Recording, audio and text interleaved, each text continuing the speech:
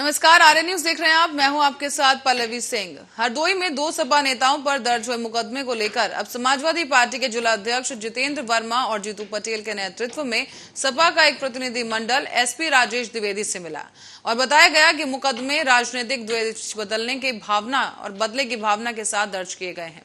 साथ ही ये भी कहा गया कि जांच निष्पक्ष कर आगे की कार्रवाई की जाएगी।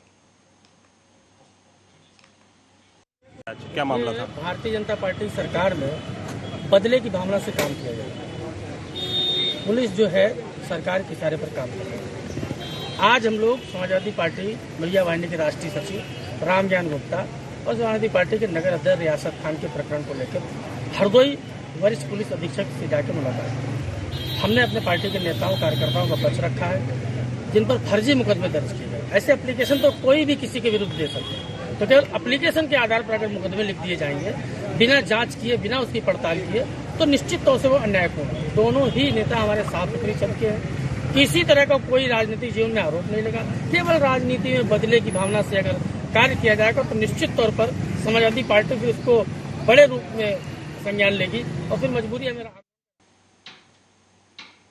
और ललितपुर में लगातार अपराध के मामले बढ़ रहे हैं। एक के बाद एक घटनाएं सामने आ रही हैं जहां आमजन अब सहम चुके हैं। अपराधियों में पुलिस और कानून का भय लगभग खत्म हो चुका है। आपको बता दें कि जिले में कई नाबालिग लड़कियों के साथ दुष्कर्म का मामला सामने आ रहा है, तो वहीं कहीं हत्या और कहीं चोरी, तो कहीं बदमाशों ने प्रशासन का कोई डर भी दिखाई नहीं दे रहा।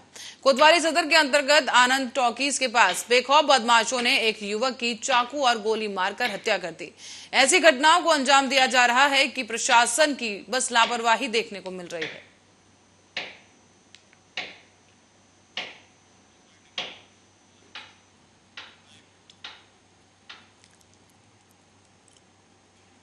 बरेली में सीएम योगी आदित्यनाथ की सख्ती के बाद जिले के प्रशासन ने अवैध टैक्सी और बस स्टैंड बंद तो करवा दिए, लेकिन बरेली के बदायूं रोड पर अवैध बस स्टैंड को फिर से संचालित करने के लिए दबंगों ने विधायक के नाम पर वसूली करना शुरू कर दिया। वाहन चालकों ने वसूली करने वाले लोगों का एक ऑडियो रिकॉर्ड करके एसएसपी और विधायक से शिकायत भी की। हालांकि ऑडियो में विधायक के नाम पर ही बस स्टैंड शुरू करने की बात कही जा रही है। सोशल मीडिया पर जैसे ही ऑडियो वायरल हुआ, वैसे ही विधायक ने अपनी तरफ से सफाई दे डाली है और वसूली करने वालों के खिलाफ कार्रवाई की बात कही।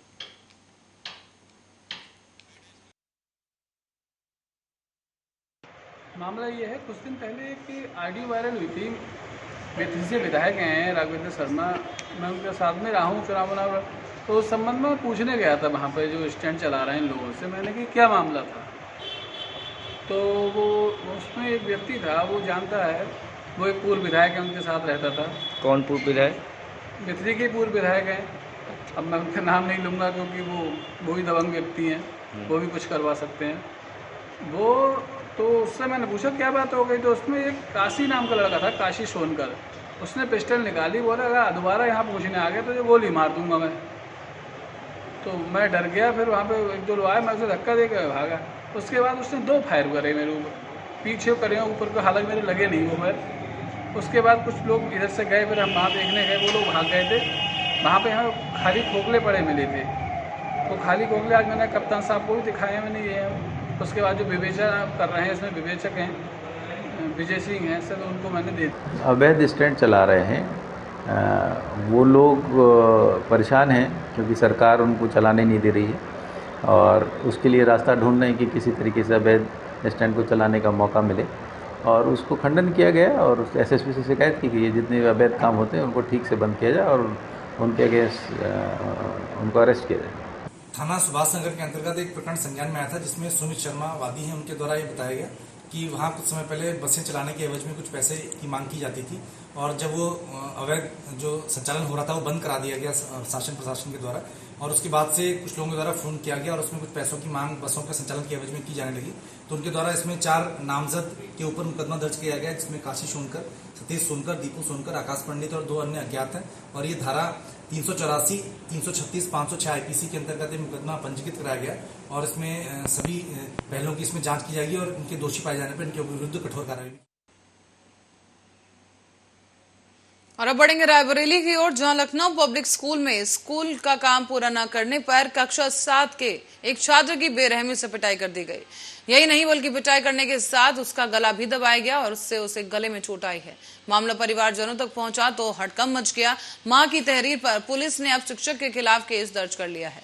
साथ ही अब इस मामले पर पुलिस की कार्रवाई जारी है।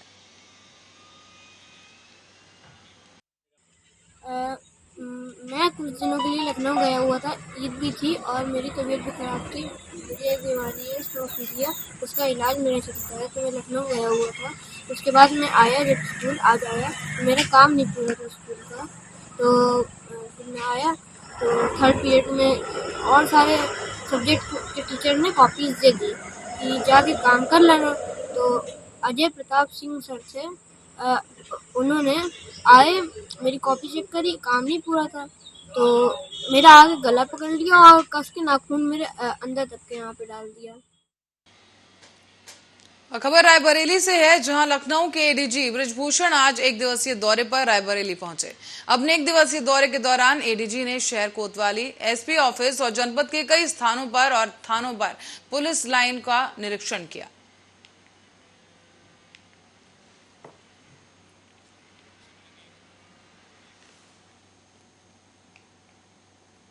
बरेली में विकास प्राधिकरण ने रामगंगानगर आवासीय योजना में अर्जित की गई भूमि पर अवैध कब्जेदारों द्वारा किए गए अवैध निर्माण को ध्वस्त कर दिया है। प्राधिकरण की भूमि को कब्जा मुक्त कराया गया, जिसकी कीमत लगभग 75 करोड़ बताई जा रही है। इन अवैध कब्जेदारों को बिना डाउन पेमेंट के 10 सालों में भुगतान करने की सुविधा भी प्रदान की गई थी, जो कि लोग प्लांट होने की वजह से प्लॉट लेने के इच्छुक नहीं है और उन्हें बार बार अनुरोध किया गया था कि वो अपनी वैकल्पिक व्यवस्था कर ले, ताकि अवैध कब्जों को हटवाकर आवंटियों को प्लॉट का कब्जा दिया जा सके।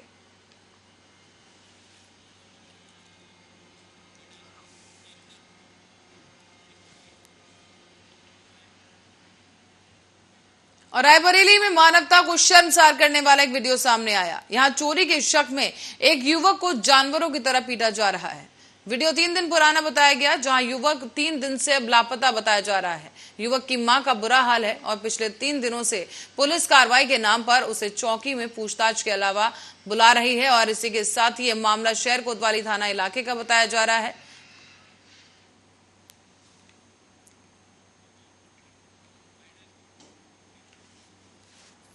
हमारे बेटे को ले गए घर से, कह रहे हैं कि चलिए थोड़े से मतलब कुछ बात करनी है। ले गए वहाँ, उसको बांध के मारा पीटा। हमें कल पता चला, रात में वीडियो हमको मिली, तो हमने आज कार्रवाई की है। तो वो लोग पकड़ गए हैं, उन लोगों ने मारा हुआ है बांध के, और लड़के को मेरे पता नहीं है। और अब रुक करेंगे अगली खबर की ओर। सीतापुर जनपद के हसनापुर गांव में एक बुजुर्ग की लाठी से पीट कर हत्या कर दी गई। यहाँ आपको बता दें कि गांव का ही निवासी घास काटने के लिए गया था और तभी गांव के ही कई रास्ते में कोई लोग पहले से ही घात लगाकर बैठे थे। जैसे ही वो घास लेकर अपने भतीजे के साथ उस रास्ते पर पहुंचा, तभी घात लगाए बैठे युवक ने उस पर लाठी बरसा दी। साथ ही मौके से आरोपी फरार हो गए और घायल बुजुर्ग को अस्पताल में भर्ती कराया गया, लेकिन इलाज के दौरान ही बुजुर्ग की मौत हो गई है। बहरहाल इस घटना की सूचना पर पहुंची पुलिस ने अब जांच शुरू कर दी है।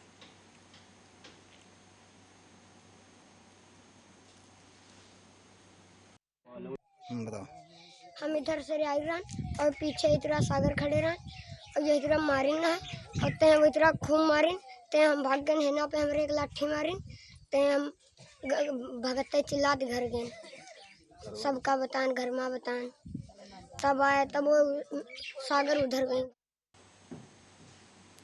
और 2024 के आम चुनावों की तैयारियों को लेकर कांग्रेस पार्टी अभी से पार्टी नेताओं और कार्यकर्ताओं में जोश भरने में जुट गई है।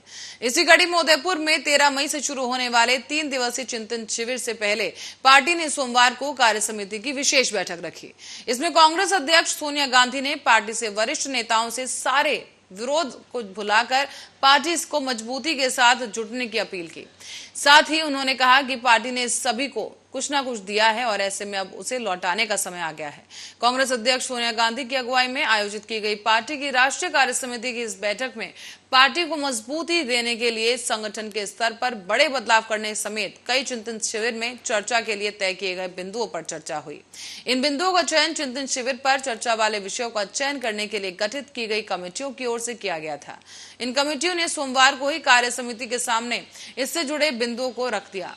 बैठक में पार्टी अध्यक्ष सोनिया गांधी के अतिरिक्त पूर्व राष्ट्रीय अध्यक्ष राहुल गांधी और अशोक गहलोत समेत पार्टी के दूसरे वरिष्ठ नेता भी मौजूद रहे। उन्होंने नेताओं से कहा कि चिंतन शिविर रस्म अदायगी जैसी नहीं होनी चाहिए, बल्कि इससे पार्टी का संगठनात्मक बदलाव भी होना चाहिए।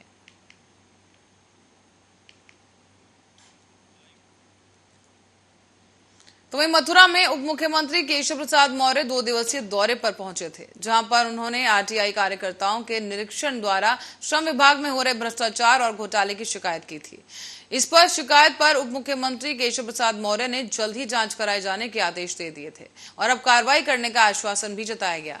लेकिन इसी क्रम में उत्तर प्रदेश के सचिव डॉक्टर नवीन जैन ने मथुरा में श्रम विभाग आकर निरीक्षण सूरज तिवारी और शिकायतकर्ताओं से बारी बारी से बयान लिया और शिकायत पर कार्रवाई करने का भरोसा दिलाया है। हूँ और मैं मुख्य कार्यकारी अधिकारी और सचिव हूँ उत्तर प्रदेश के लेबर वेलफेयर बोर्ड का। तो हमारी कई सारी स्कीम्स रहती हैं जिनको हम निर्माण श्रमिकों को उनका हित लाभ देते हैं। मथुरा जनपद से कुछ शिकायतें थीं कि हित लाभ का गलत वितरण, और आज यहाँ पे लखनऊ से जिला बीओसी बोर्ड से जो जिला सचिव हैं वो यहाँ पे आए थे। उन्होंने बयान के लिए मुझे बुलाया था। जो सूरज तिवारी में चल रहा था मैटर में, उन्होंने मेरे बयान लिए और उन्होंने कहा भी है कि इस पे हम कार्रवाई करेंगे जल्दी से जल्दी। और रही इस बात, यहाँ पे एक जो दीक्षित नाम के थे उनके बारे में भी मैंने उन्हें बताया है कि उन्होंने मेरे साथ ऐसे ऐसे बदतमीजी की थी, यहाँ पे ऐसे ऐसे वो करते हैं। तो हाँ, तो अब मुझे यही उम्मीद है कि वो उनके बारे में भी कोई ना कोई कार्रवाई करेंगे, जबकि वो लेडीज के साथ अगर ऐसा यहाँ पे बर्ताव। मेरी तरफ से तो उनके लिए ये शिकायत थी कि जो लड़कियाँ पैदा नहीं होती हैं उनके लिए पैसे दिलाए जा रहे हैं, जिनकी शादी नहीं हुई है पहले उन्हें पैसे दिला देते हैं, फिर बच्चा होते हैं, फिर शादी होती है, ऐसे घपला कर रखे थे इन्होंने। एकदम घोटाले का ही मामला था, बड़े पैमाने पे घोटाला कर रहे थे। थोड़ा बहुत हो तो थोड़ा बहुत इसी। और मुरादाबाद मंडल में स्टेशन मास्टर के ऑफिस में एक पत्र मिलने के बाद हड़कंप मच गया है। ऑफिस में पत्र में लिखा हुआ है कि बरेली मंडल और मुरादाबाद मंडल के कुछ स्टेशनों को बम से उड़ा दिया जाएगा। ऐसे में पत्र के मिलते ही स्थानीय प्रशासन और सुरक्षा एजेंसियों के कान खड़े हो गए। इसके बाद अब पूरी पुलिस और प्रशासनिक महकमा जांच में जुट गया है। बताया यह भी जा रहा है कि ये जो पत्र है जैश ए मोहम्मद का है।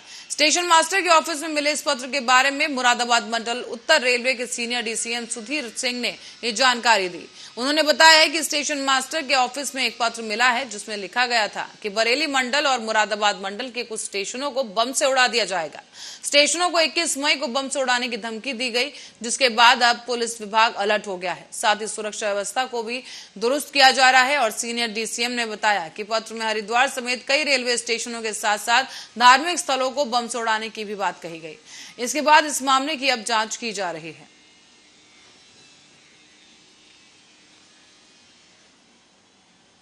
और विकासशील इंसान पार्टी के प्रमुख और बिहार के पूर्व मंत्री मुकेश सहनी ने एक बार फिर से केंद्र सरकार और बीजेपी के खिलाफ आंखें तरेरी हैं। इतना ही नहीं बल्कि उन्होंने नेता प्रतिपक्ष तेजस्वी यादव का साथ दिया और यहां तक कह दिया कि उनकी पार्टी सड़क पर भी उतरने के लिए तैयार है। दरअसल ये पूरा मामला जातीय जनगणना से जुड़ा हुआ है। सोमवार को मुकेश सहनी ने इसे लेकर एक बार फिर से केंद्र सरकार को घेरा, जहां उन्होंने कहा है कि वीआईपी शुरू से ही इस मामले को लेकर सड़क पर उतरने को तैयार थी और जातीय जनगणना को केंद्र सरकार लटकाना चाहती है। मुकेश सहनी ने नेता तेजस्वी यादव के इस मांग को लेकर सड़कों पर उतरने और बिहार से दिल्ली तक पैदल यात्रा करने के निर्णय पर भी धन्यवाद देते हुए कहा है कि अगर राजद चाहती है तो वीआईपी भी उनके साथ खड़ी होगी। सहनी ने कहा कि बिहार में जातीय जनगणना को लेकर पक्ष की तरफ से पक्ष और विपक्ष एक दूसरे पर वार प्रहार कर रहे हैं और ऐसे में मामले को लेकर अब इस पर बीजेपी पर मामला लटकाने का आरोप लगाया गया। जातीय जनगणना से सभी वर्गों को उसके अनुपात में सरकारी योजनाओं का लाभ मिल सकेगा।